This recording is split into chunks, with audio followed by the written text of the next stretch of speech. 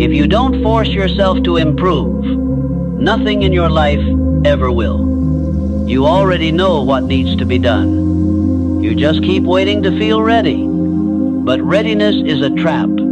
It whispers, tomorrow, and tomorrow becomes a habit. The truth comfort is a slow poison. It keeps you alive, but never awake. Every dream you have is waiting behind one decision to do what's hard. Even when you don't feel like it, growth doesn't happen by accident.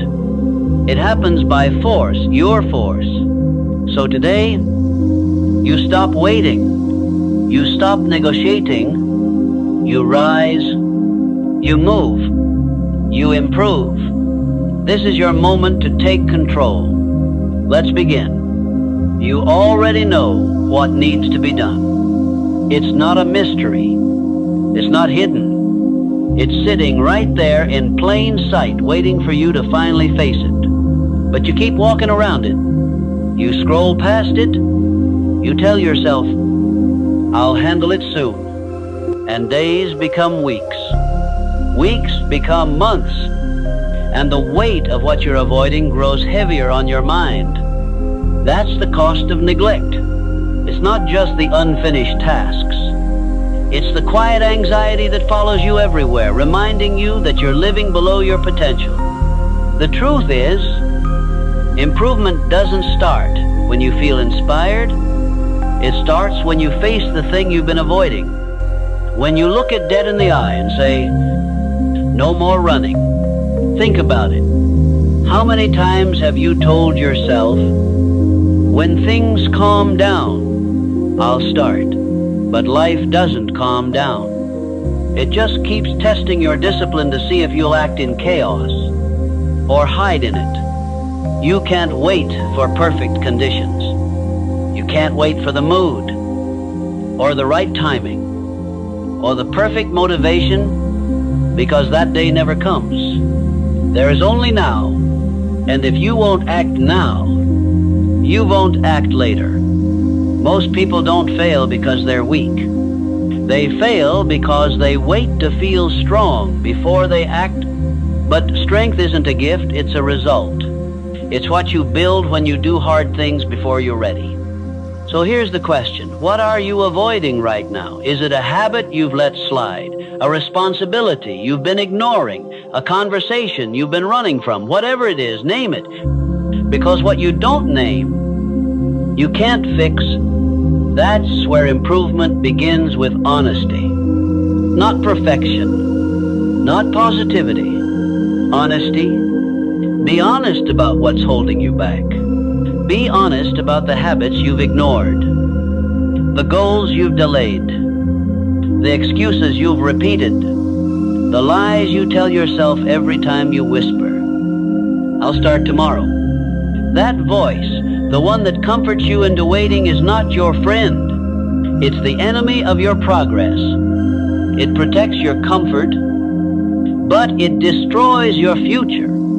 And you've listened to it for too long.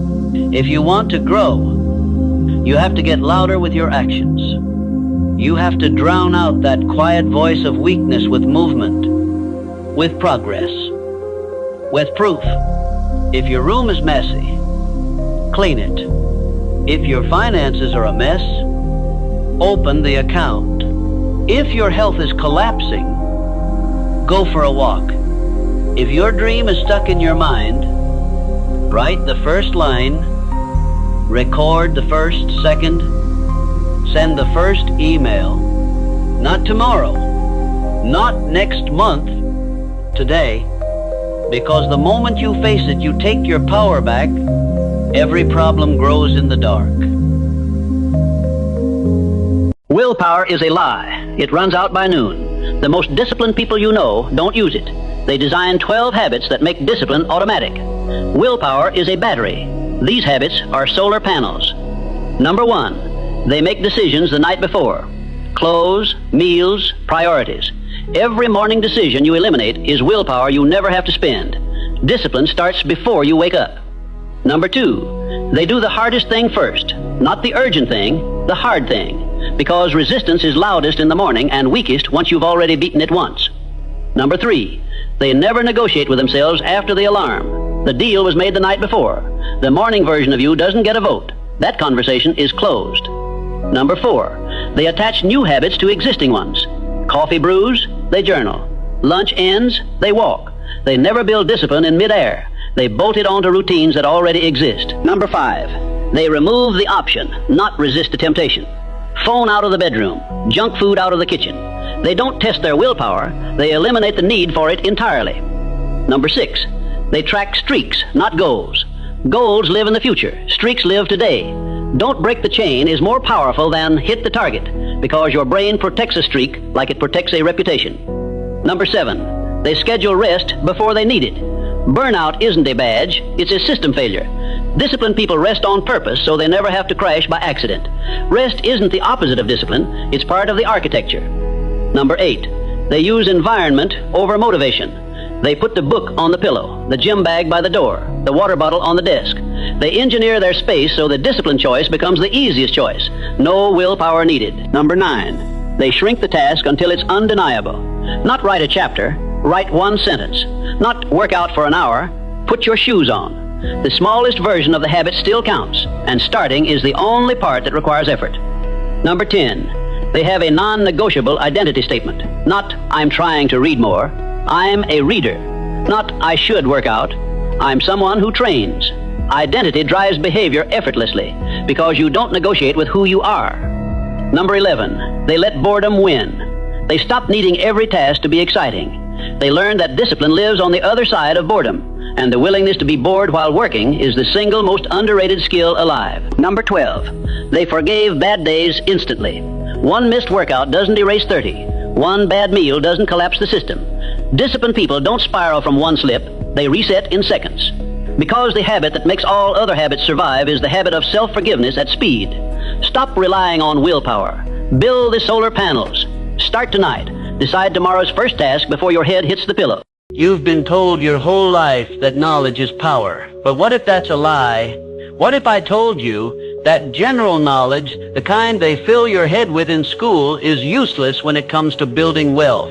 That real power comes from something much sharper, much more focused, and far more profitable. This isn't a motivational quote. It's chapter 5 of Think and Grow Rich, and it reveals why specialized knowledge is one of the most overlooked secrets of success. General knowledge, no matter how great in quantity or variety it may be, is of but little use in the accumulation of money. Think about that. The world is full of broke geniuses, people with degrees, certifications, endless facts in their head. But they never learned how to apply any of it to solve real problems or create real value. That's the difference between general knowledge and specialized knowledge. Knowledge that is organized, directed, and used for a definite purpose. It's not about knowing everything, it's about knowing something useful, something you can apply, teach, sell, or build with. Let's say you want to start a business. You don't need an MBA. You need specific knowledge about your market, your product, and your customer. And if you don't have that knowledge, here's the best part. You can get it. You can borrow it. You can hire it. Successful people in all callings never stop acquiring specialized knowledge related to their major purpose, business, or profession. The goal isn't to know everything. It's to master what matters for your mission. This is what separates those who succeed from those who only dream. They don't chase more information. They chase relevant, actionable knowledge. They find the right tools, the right mentors, the right strategies, and they use them with purpose. So if you've ever felt like you're not smart enough to succeed, remember this.